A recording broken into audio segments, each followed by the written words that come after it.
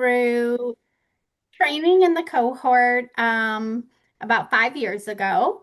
I come from a background of manufacturing, actually, and I did a lot as far as like sales support, sales coordination, no technical background. 5 years ago, I went through training and a cohort, which brought me to my role as a Scrum Master. And then from there, within the first 6 months of being in my very first tech role, I was able to get a promotion into an Agile coach. Today, I spend a lot of my time refining processes within my organization around product. So, how do we view product? How do we lead with a customer-centric mindset in product? And what I do is operationalize how the product team works. So a lot of time in product management. And again, my background was nothing like this. I've only been here for the past in this space for the past 5 years. I've also expanded and I do a lot of mentoring and training with Agile Academy. So I'm one of the instructors that help with all of the training classes. So that's a little bit about me. Mike, do you want to do your intro? Yeah, I can touch on myself a little bit. So I I have a background in electrical engineering and spent quite a bit of time in sales and quite a few years in like the startup world. So joining the cohort was a big deal to me because it helped me kind of break back into the professional world a little bit, going from smaller startups to larger companies, bigger structures. And so currently I work as a senior product manager. So that day to day really involves a lot of working in between development teams, between executives, working directly with clients, and basically, when you're managing a product that's worth like a few million, it's like a few million. It's like, how do we make sure that everything we're doing on it is generating the company value? And so it's been an interesting exercise to get good at that coordination. How do I deliver? How do I orchestrate, productive sessions with other people while knowing that like I don't need to be the technical person because I have a senior engineer on my team. So there was a lot of things to learn, but it's been a great journey so far. Thanks, Mike. All right, Josh, how about you? Your background. Yeah. Similar to Jennifer, I actually went through this program about 5 years ago. And before I entered this program, I actually worked in tech sales. That's how I started my career. Did a few years at Glassdoor and then did a 1 year at a legal software firm, which was pretty grueling. Ended up getting laid off in during the pandemic, and which is why I entered this program in the first place. Had a few mentors who are already kind of in the agile coaching space.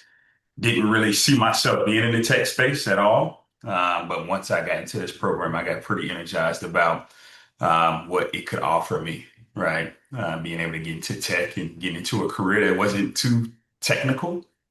Um, but that's how I got my feet wet. And 5 years as Scrum Master, ended up doing really well and got a chance to actually teach some Scrum Master courses at my company, and enjoy doing that.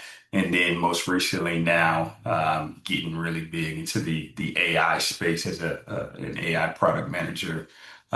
Really similar to Michael's day to day. AI products have a different nature, right? We have to do a little bit more, studying once you actually get that product out there to manage it. It's not as predictable as regular software. So that's kind of what I'm doing today. And it's been a really fun experience. Thanks, Josh. Vivek, you are the one who brought us all into this. What got you started?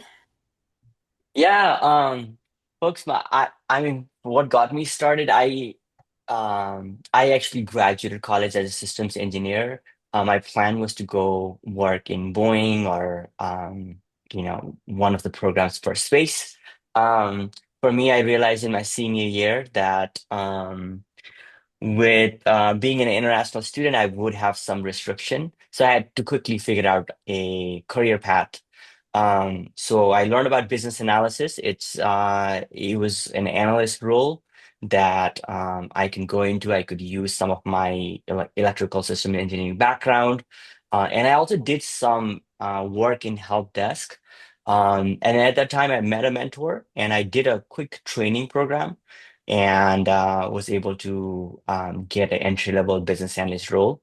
And from that, folks, I spent a few years just in those BA, Scrum Master, or really business analyst, system analyst role, some technical roles as well, where I struggled quite a bit because I didn't formally like study computer science. I was thrown into, I threw myself into these roles just because I really needed a role.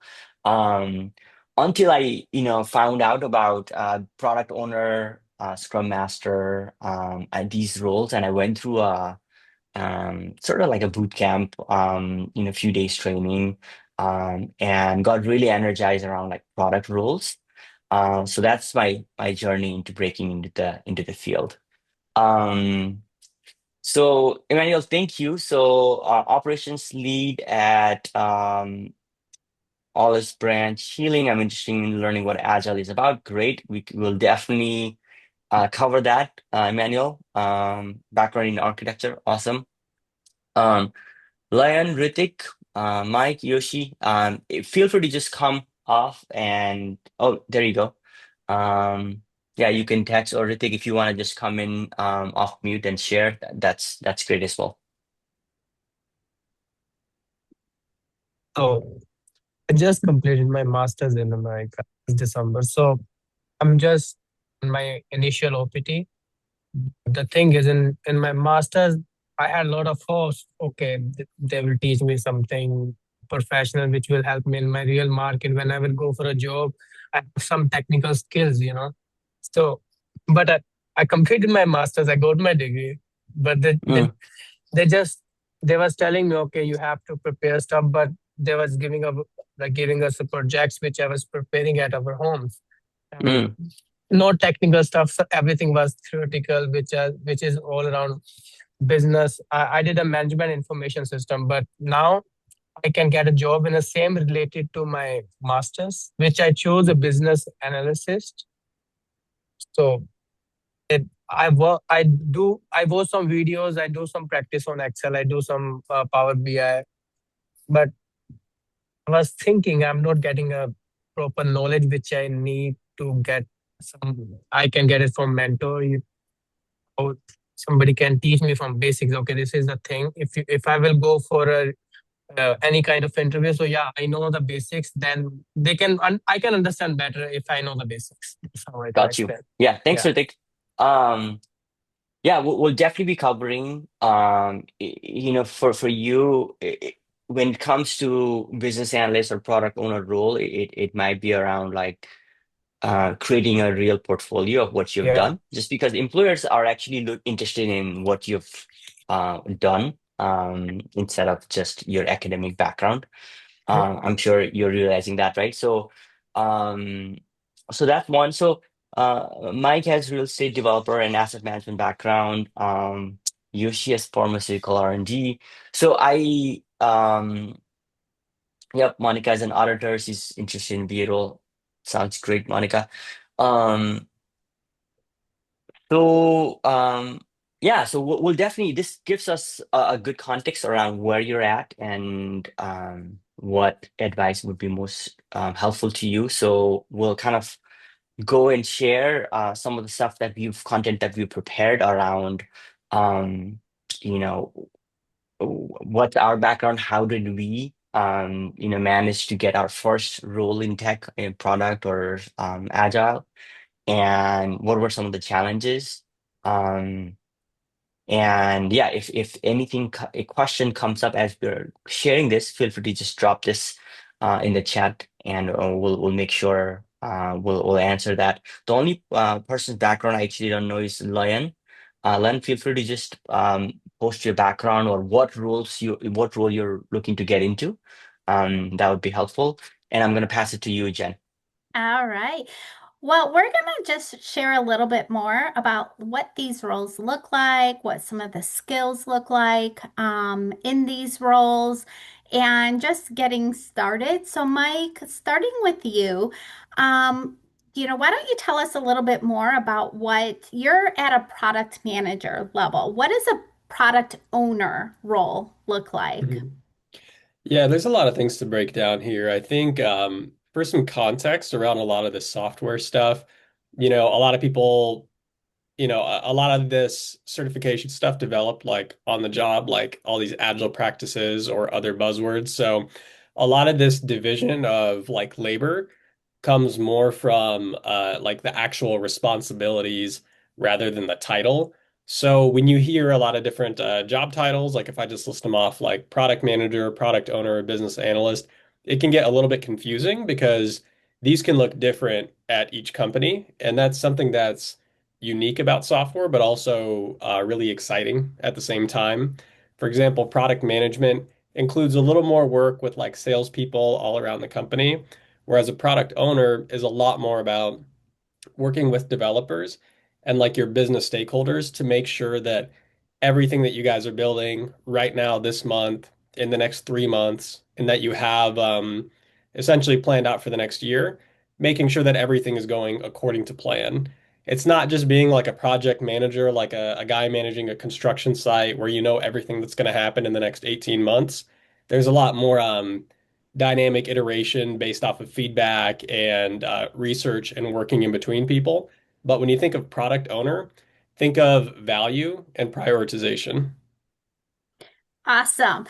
And then Vivek, we have been using the word agile, right? Mike just used it. It came up in conversation around agile, and we're saying, hey, we're building smaller things and we're working in an agile environment. What does agile mean? Yeah. So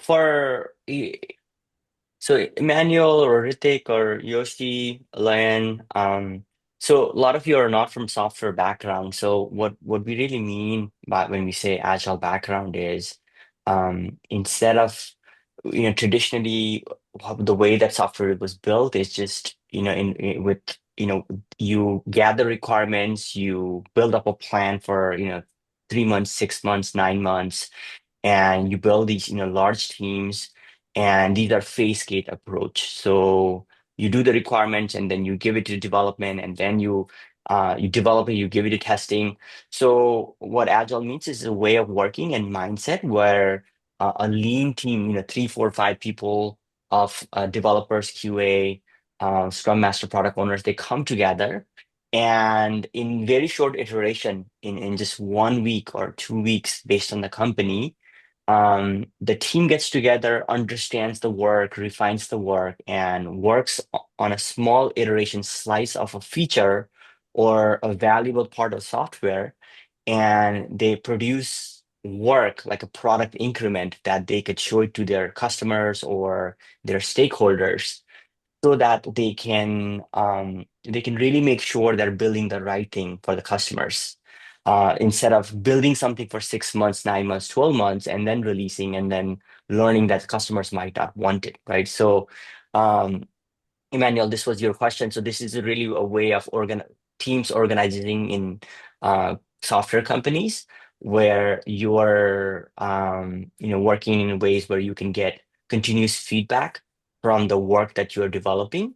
And you're also working in a way where you're working very close to the customers, the end users, and your stakeholders, so that the product that you build, it can truly it can do two things. It can solve the problems of the customers, so that they pay the money, right? And then also it actually brings long-term value to the business, because it's not just about making quick money. It's about, what is the company positioned to do?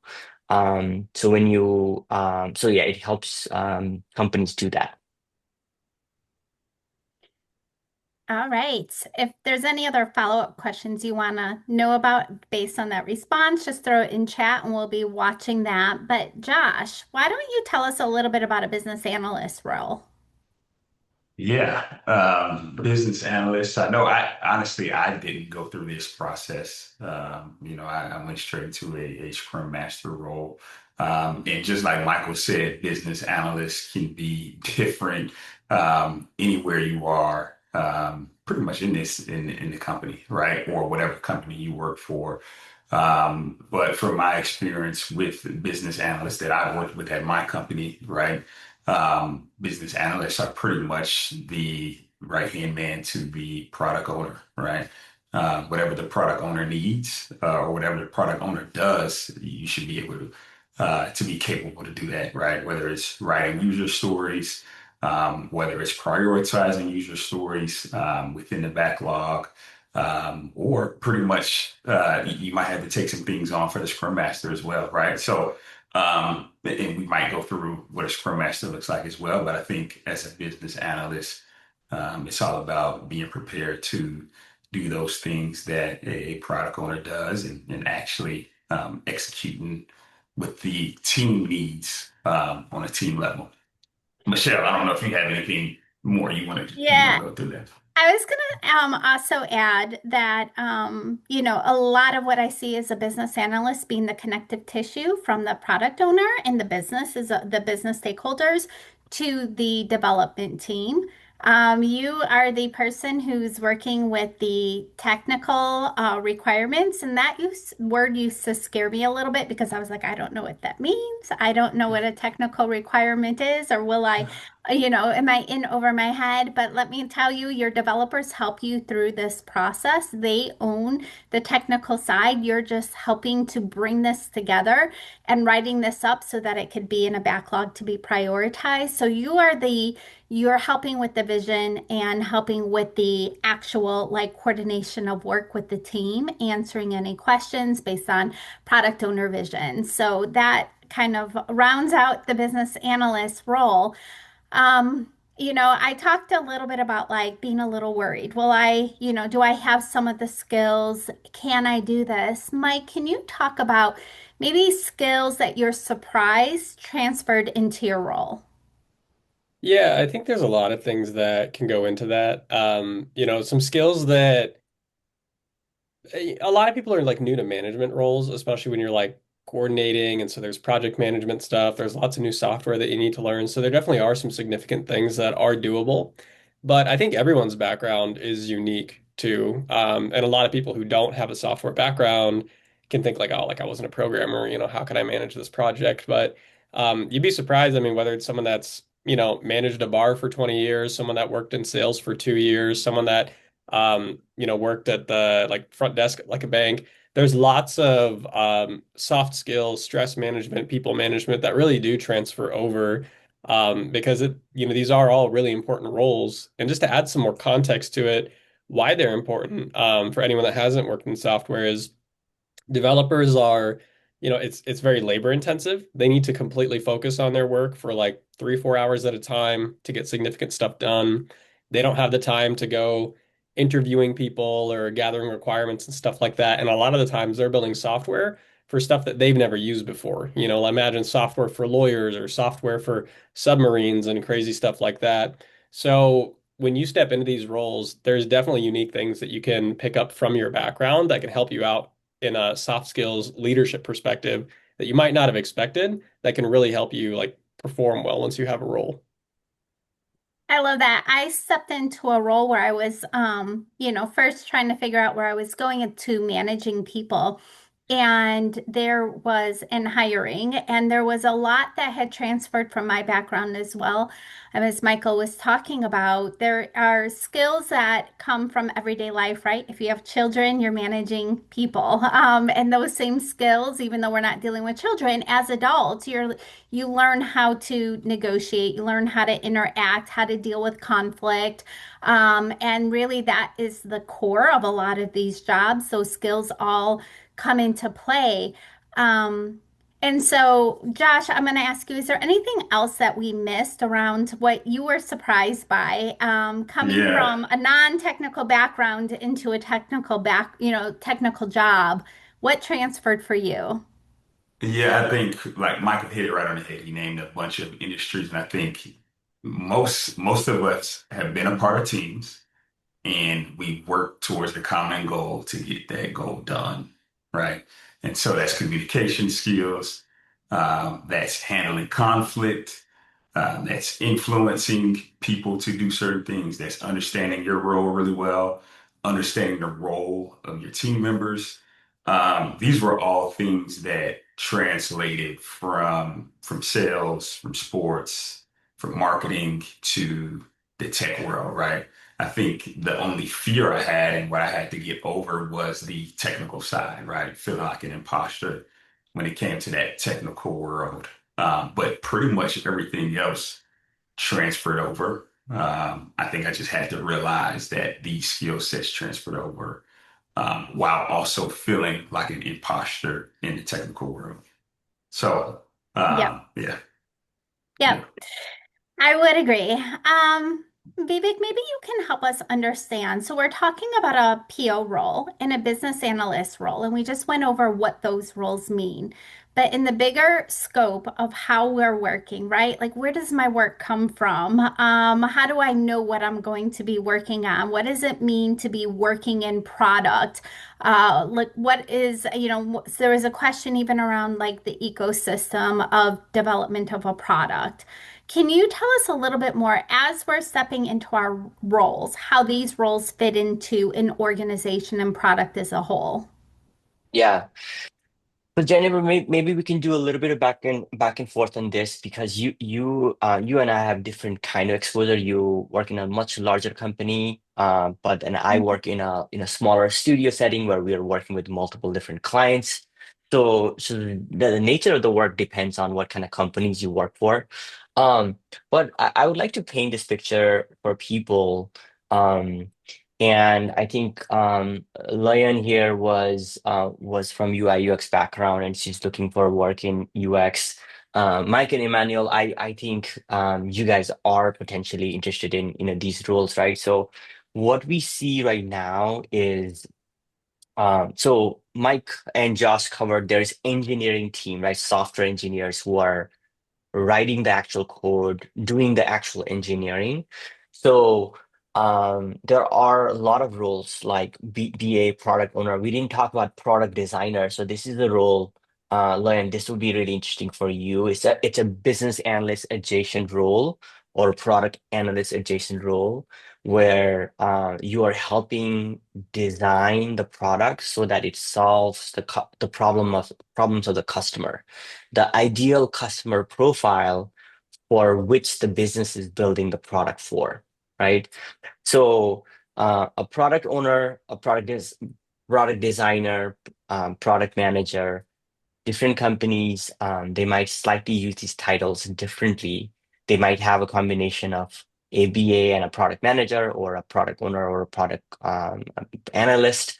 Um, but essentially, they are going out there uh, to the business. They're trying to, from the stakeholders, they're trying to understand, okay, what is the positioning uh, of our company? Like, who are we truly trying to serve, right?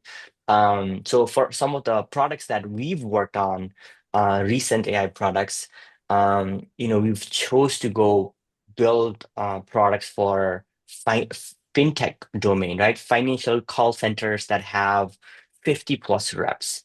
There are 10 different ways that we could have gone, but we just chose that niche ideal customer profile to build a product for because we saw that the product can have like a 10x, 100x value to this B2B customer. So from there, what we did is we gathered the high level requirements, the who, what, why, and then we wrote a roadmap of, okay, these are the things that we should build in a product. And as a team of BA product owners, we did the sequencing and we talked to the architects and developers. And in plain English, we kind of wrote the specs of what the product should do, what are the features are. And a lot of this came through um, just at doing workshops, meetings, facilitated meetings where we take a feature and we discuss what the problem is and how we're going to build it, right? So you might hear things like requirement gathering, writing product requirement documents. Different companies do it differently, but essentially you are capturing what you're going to build, who you're going to build it for, and what is the positioning of your product. And that's where the BA, product owner, Scrum Master, these roles fall in. Um, Jennifer, anything you want to add to that? Yeah, Vivek really hit it on the head when he said every organization's just a little bit different. I work for a larger organization. So the product that I work in is for the state of Colorado. We are their state exchange healthcare system. So think affordable healthcare. Instead of going to healthcare.gov, we own the website for the state of Colorado. What that means is that, we go out, we have basically our goals for the next 5 years that come from our board and our executive team, right? So we're accountable to a board and how we want to grow. And there are markets that we want to expand into, right? And so that means that we have additional goals that we're going to be work on.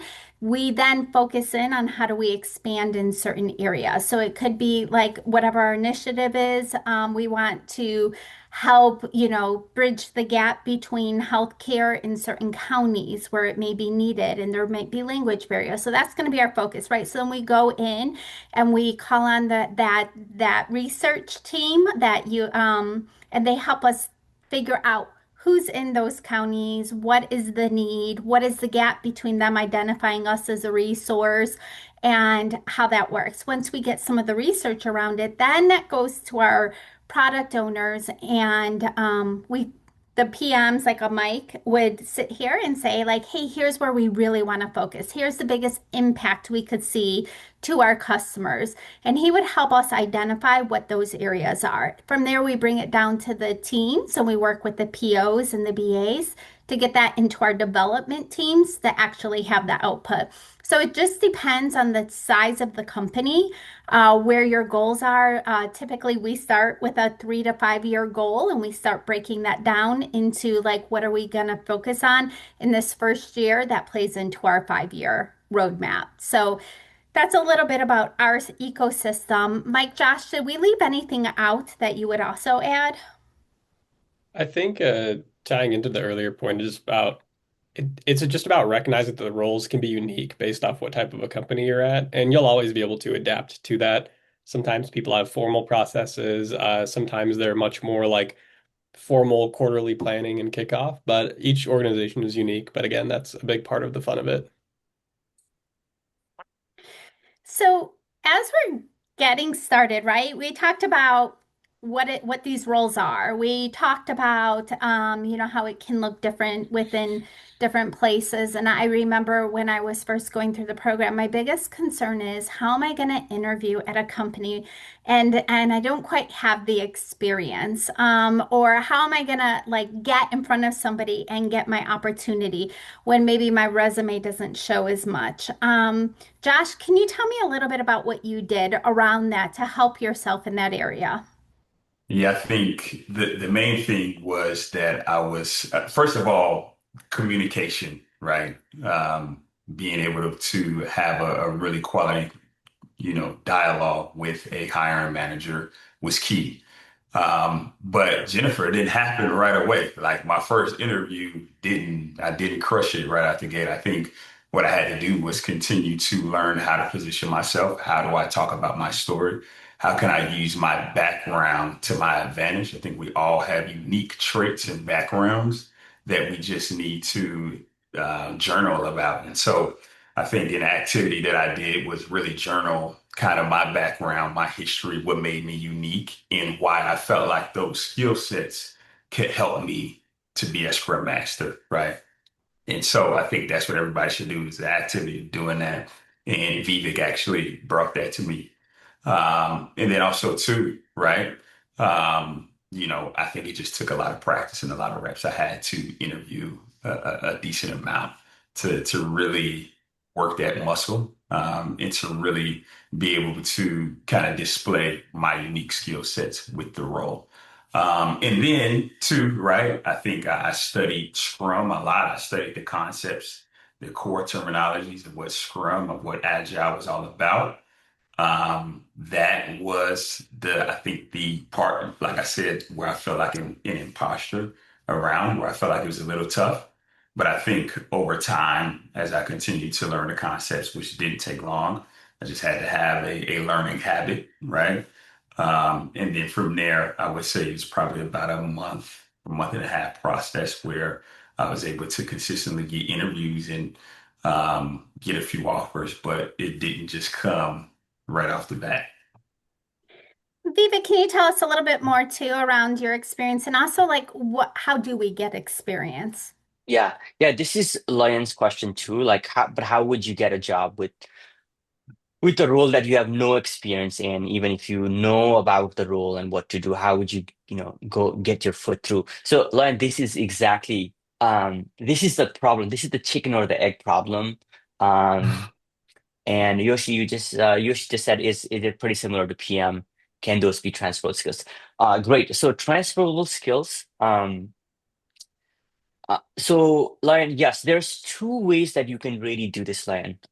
So first way is you can go out there and look at a problem that already exists and talk to some users and apply these skill sets, right? So if you look at the product roles, um, product owner, Scrum Master, BA, what are the core skill sets, right? Like if you had to explain this to somebody who is in sixth grade or fifth grade, really it's you just need somebody to talk to the end users, and really understand what the actual problems that they're facing. You need problem solving skills, so you just need to like this is all reading and speaking and writing skills, right, at the core of it, right? And we all have the skills, through academia or some small work projects. Um, so now you have some of the skills you can learn, go to Google and learn some of these things on your own. And learn one way you can do this is by building a portfolio, building a product where you don't it's not just for yourself, but you actually build something meaningful with AI, and you kind of put it out there.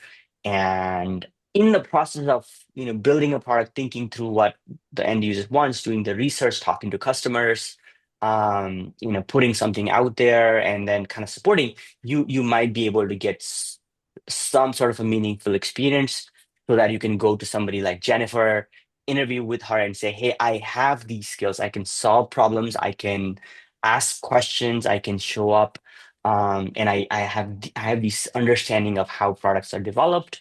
But not only that, but I've done some of these things. I've written a product requirement document. Obviously you AI assisted, but you can do that. So that's number one. That can be done. It's a little bit hard. It takes a lot of time and effort and another level of discipline to do that.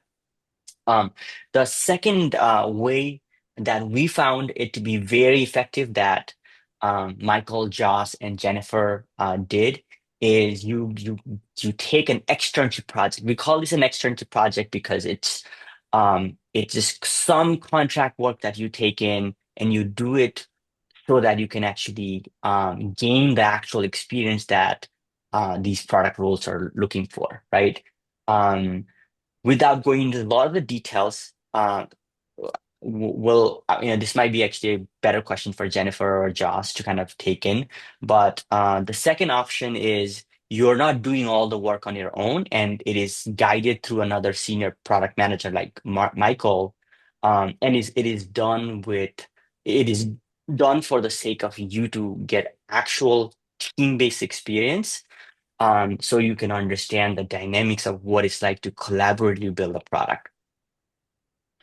Yeah. Um, I was going Go to say ahead, the same Jennifer. thing. I was going to add on to what you were saying. To the way that, each one of us did it was we did join a project where we got to fill in each one of the roles that we're talking about. So we didn't enter and say, I just want to learn this one role. What each one of us did was we learned the roles of a team and what it looks like to work within a product. And then what we did was take those skills and transfer them into work experience because we are building a product and we are doing this. And that becomes the experience where maybe before you were entering with no experience, you now have something to put on your resume and a product to show for it and the experience to be able to interview with that. Yeah. Um, Lion, does that make sense? Give us a thumbs up if it does. So that's how that's one of our offerings too. We actually have development teams in Bangalore and Kathmandu where we actually build products. So the way that we teach these roles, PM roles, product owner roles, Scrum Master roles, is by helping you kind of see firsthand how the product is being built and by talking to these developers and building these artifacts for a real product, right? So traditionally, if you go and try to learn something from YouTube or Udemy or if you take a course in school, it doesn't really give you that experience to build a real experience that you can put on your portfolio. So that's what we do. If I don't have time to build a new portfolio. Yeah, exactly. Um, so Lauren, here's what again, this is the thing, right? So you are a little bit short on time. Um, but because the extrinsic project is done by the development team, you're just doing certain components, so it doesn't take as much time as building a product from scratch and try to the scope significantly increases whenever you're trying to build and launch a product, right? So you're working in a very small function. Um, and that's one way. Um, Yoshi, your question is yes, is BA role similar to PM? 100% it is. There's a lot of transferable skills, but the key here is articulation. Like, how are you actually? Everybody has the deep down. Everybody has the experience and transferable skills and a lot of the potential, but it needs to be refined, right? The way that Jennifer or Josh and Michael, the work that that we did is we understood the framework, we did some of the work, but then we really mastered our stories, our pitches, and how we are positioning as a qualified candidate for that role. So that requires time and effort, and it's not just transferable skills. It's really how to take the skills and really learning and mastering how to interview um, for those roles. Yep. I'm also gonna add there, one of the things I would hear that and I would often say, like, where do I go get this help? Who's doing this, right? And that was one of the things that we were able to do through the cohort is learn the concepts. Then we got to see how I'm working today. How does that transfer? Then how do I create my story while working within a product setting and learning what it looks like from any role standpoint, working in that product setting. To now I'm done. I've learned it, right? I know where I stand. I know how my experience transfers. But now how do I still go get the job? And so that's where the having the cohort behind you we have a program that helps how do I build my resume? How do I market myself? And then how do I present myself in interviews so that I can make the most of it and practice my responses and practice how I'm creating my stories and the examples that I'm going to bring to an interview. That is the piece that really helped me to break in.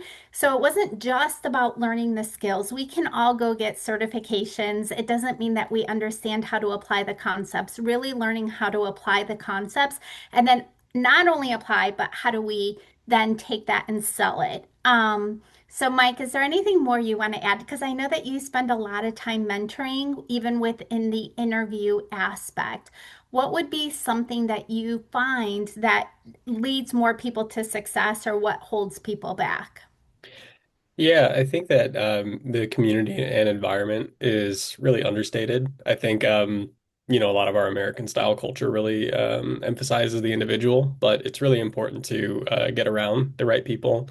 And so interview prep is key. in my opinion, getting around other people with more experience because when you're just starting off, you don't know what questions to even ask in the first place. And even if you looked up an answer on ChatGPT, you wouldn't know enough to like be able to tell if it's like legit or not. So just being able to get around other people that can share real work drama, real stories, you can learn a lot from that. Um, Gather a lot of your own experience there as you're working on your own projects, but also just the more real life stories you hear, the more relatable the work actually is. Because I mean, software, Apple, Google, all this stuff has such a embellished reputation around it. But at the end of the day, they're all people. We're all managing drama. We're all on tight schedules. And the more stories you hear, the more realistic you can start seeing it become for you. Yeah. Absolutely. Jennifer, one thing I can add for somebody like Layan or Yoshi or I know Mike, you're in asset management. And some of the question that you're probably thinking is, okay, how do I build this portfolio? How do I do this externship? How do I like build a proof of work, right? So the good news is, folks, I don't know if you guys been paying attention, but AI is here, and I don't know if you've seen what AI can do. Um, I would say AI can like the artifact generation piece, the core hard part of the generating artifacts. Um, that a lot of people are scared of. That part, I mean, I would, if I had to take a guess, 80-90% of that can be done with AI, right? So, Len, your question of building a new portfolio, that can be done in 1 hour. If you just use Claude and a few different tools, UX pilots in your case. Now, what AI cannot do is it cannot do context engineering, or it doesn't have the context.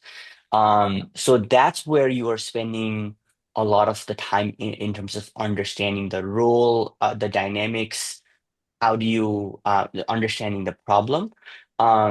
So really the way that we like to think about some of these questions that you guys have right now, it's a creativity problem, right? So there are elegant ways that we can solve some of these problems that you may face when you are new. um, and most of the things, career related things, there is an angle. You just don't know that angle. And that's what Mike is talking about when you talk to somebody like Mike or Jennifer or Josh or Vivek or some of the other mentors. These are not new problems. Like Ritik, your problem that you're stating, it's like I graduated back in 2012. I had the same problem. Since then, we've helped, hundreds and hundred people. These are the same problems people are facing. So it's more about, leaning in and really creatively solving like your problem. And a community can definitely help, right? Different people have different ways of solving the problem. Um, but we might spend a little bit time in terms of like what AI can do right now. Um, but I think somebody raised their hand, so I want to take that question. Yeah, Emmanuel, was that? Emmanuel. Oh, you're muted, Emmanuel. Um, I'm sorry. Hi. I just want to say thank you for the invite to this. This was really informative.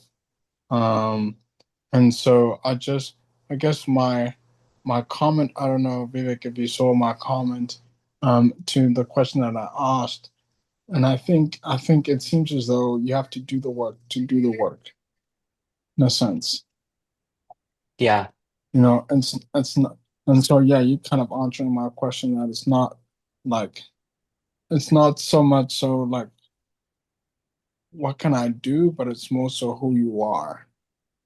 yeah, Yeah. yeah. And our approach is, and for everybody here, right?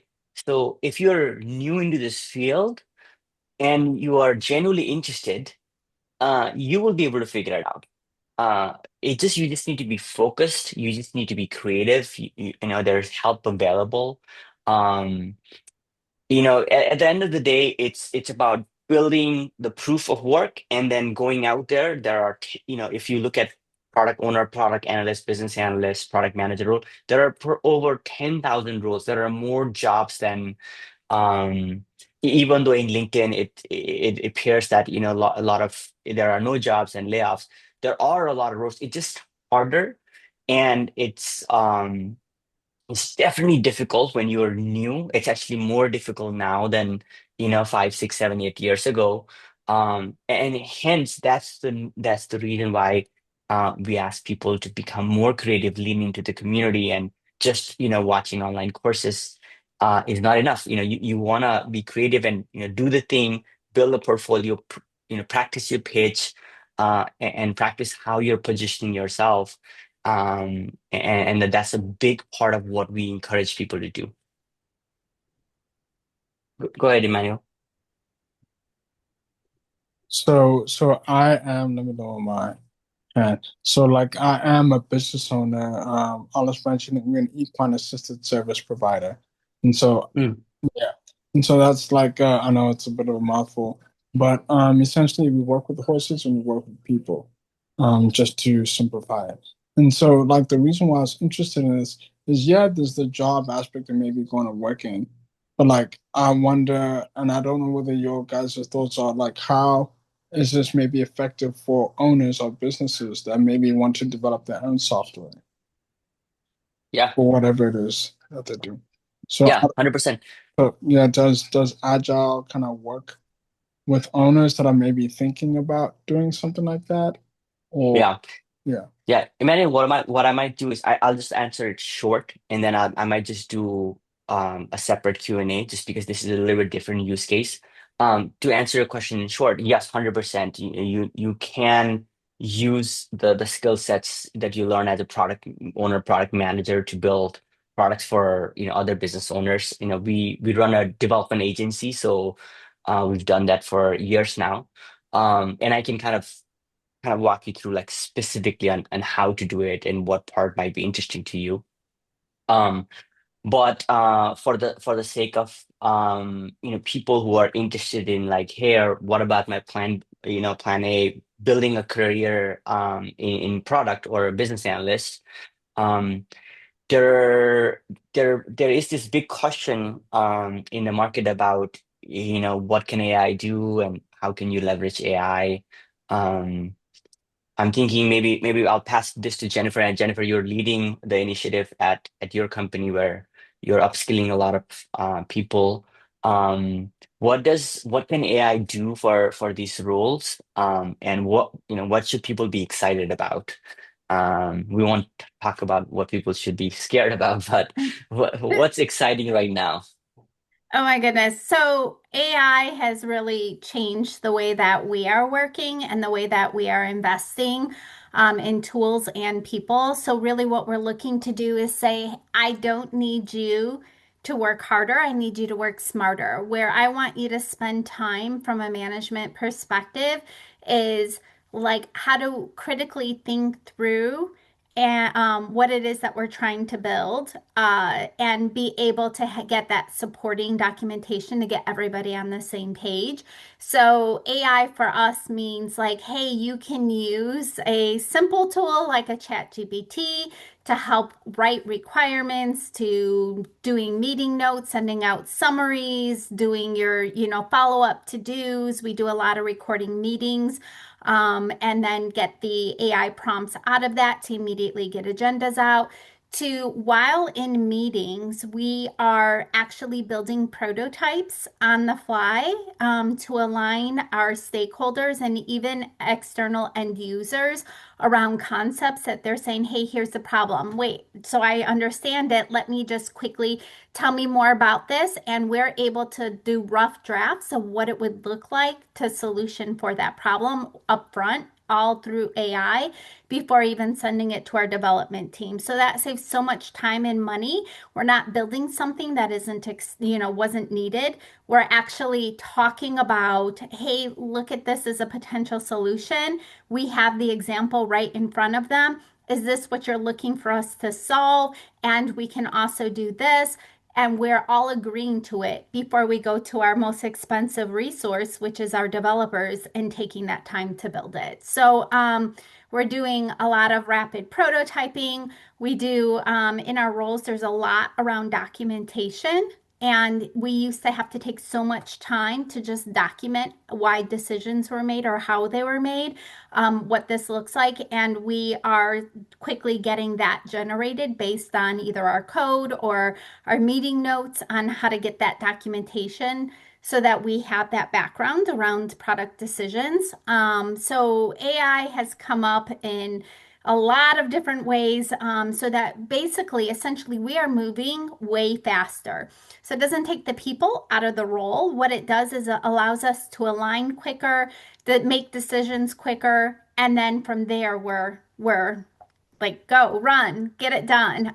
So we're the time from initial concept to actually getting it in play has reduced more than half just by having AI create some of those tools.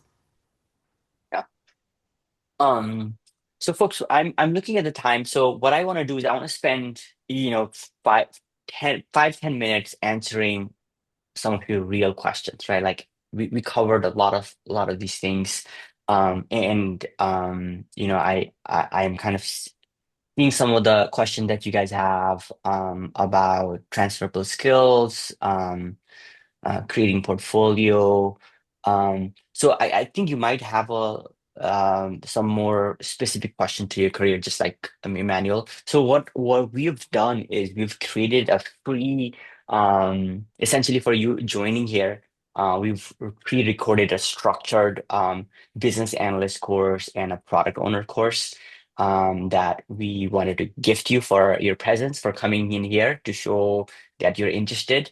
So feel free to drop us an email here and we'll email you this. This is about 45 minutes to an hour course that will just give you a clarity around, hey, is this really a role that you want to go into? And if you were to go into this role, what are the skills? What are the mindset? What do you need to learn?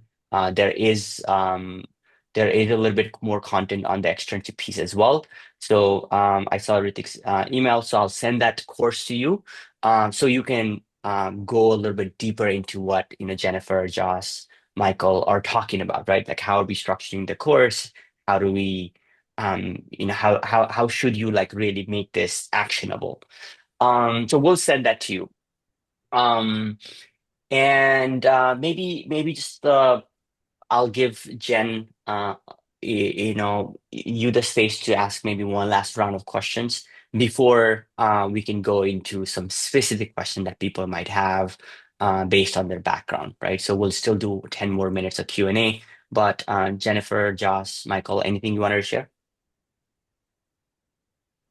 No, I think main thing is just I think I said this last time, is just have some courage, right? I think I know for myself, I think I had a lot of fear and I was very much nervous about going through the path of getting to the tech side. But about 5, 6 years later, I'm super excited about that decision that I made. So yeah, I think it's a different decision, but I think going with some courage and making sure that you have the right structure around you is very important. So that's all I have.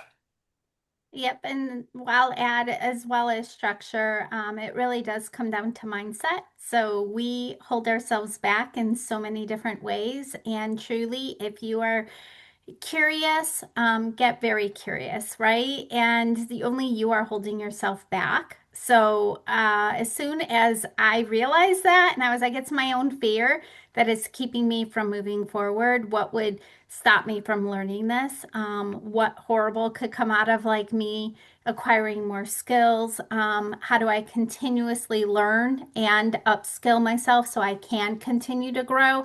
So whether it's here or anywhere else, I would say the biggest thing that I've seen hold all of us back is mindset.